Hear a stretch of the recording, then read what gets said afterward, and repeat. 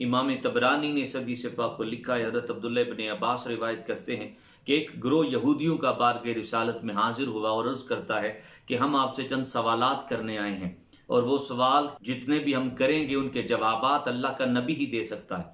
आपने फिर उनके सवाल सुने। पहला सवाल ये था, वो खाना कौन सा है जो हज़रत यकूब अलैहिस्सलाम ने अपने ऊपर हराम किया था।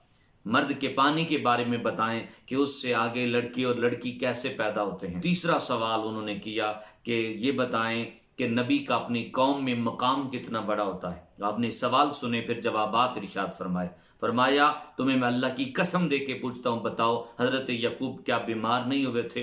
फिर उनकी बीमारी तूल पकड़ गई। उन्होंने नजर मानी कि अगर वो ठीक हो गए तो वो मरगूब गजा को और पसंदीदा मशरूब को अपने ऊपर हराम करेंगे। फिर उन्होंने जब शिफा मिली तो ऊंट का गोश्त और दूध पीना उन्होंने अपने ऊपर हराम किया। यहूदियों ने कहा आपने सही फरमाया है। फरमाया फिर सुनो, तुम्हें इस बात का इल्म नहीं है कि मर्द का पानी गाढ़ा और सफेद होता है और औरत का पानी पतला और जर्द होता है। बवक्ते मुबाशरत जौन सा पानी गालिब आ जाए उस तरह की औलाद उसी मुशाबे हो जाती है। उन्होंने कहा आपने ये भी सच फरमाया। तीसरे सवाल का जवाब सुनो कि नबी जो होता है वो अपनी कौम में ये मकाम रखता है कि उनकी आंखें सोती हैं, दिल नहीं सोता। उन्होंने कहा यह भी आपने सच फरमाया है।